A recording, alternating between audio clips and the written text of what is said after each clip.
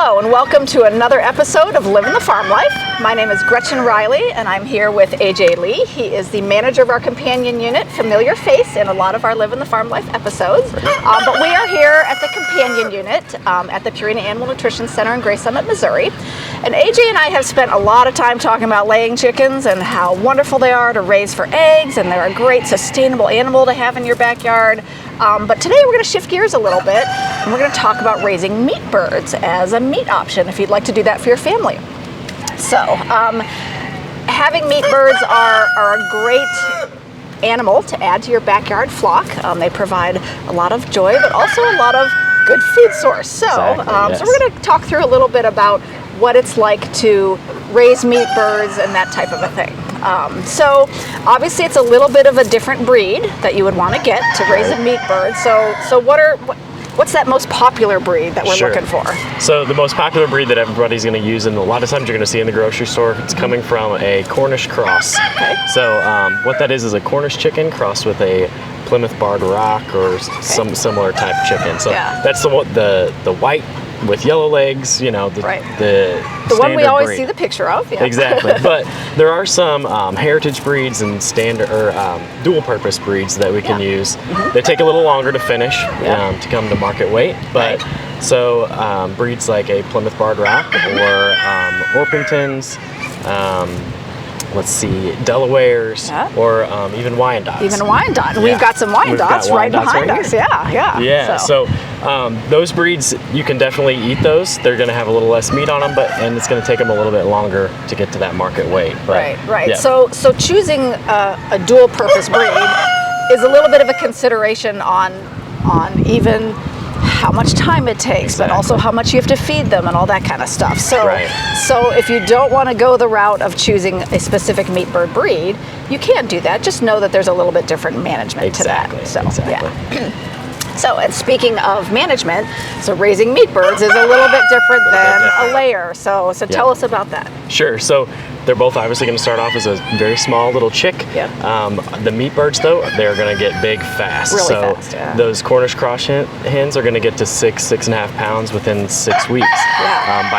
By 8 weeks, they're going to be almost 10 pounds. So whenever we think about space that they require, the amount of bedding you're going to need, because these things eat a lot, they poop a lot, so we're going to have to change that bedding a lot. And they don't move around a lot. So, so it's concentrated moisture, right? Right, exactly. All that moisture is going to be around the feeder, the water, those kind of things.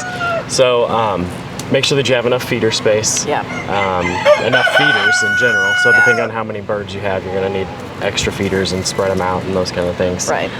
And then again, the bedding, just because they eat, they poop, that's what they do. Yep. And they're really not, if you're not familiar with meat birds, they're really not as mobile as layers, you know, and so they're kind of, like you said, concentrated around the food and water, and that's where they enjoy spending their time, because they eat a lot. Exactly. How much do they eat? So on average, in the time that it takes to get one to market weight, it's about 10 pounds of feed per broiler. bird. So within those 6 weeks, that one little baby chick is going to eat about 10 pounds of feed. So if you have 50 chicks, then you're going to need almost 500 pounds of feed. Right.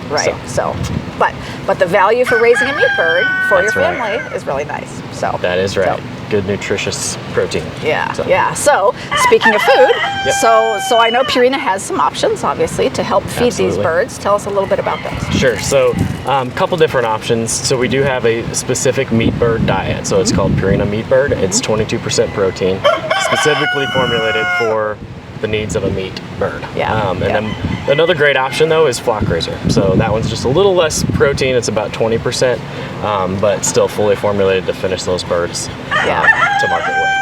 Now, Flock Raiser and Meat Bird, they're an all life stage type of product, so you can start them on those products if you wanted to. Now, you could maybe start with a start and grow for that first week or so if you wanted to start them like that, and then transition to a Meat Bird diet, but the all life stages is a really nice, simple, clean way to raise those meat birds. Absolutely. They both come in a crumble, so those little baby chicks can eat them from day one.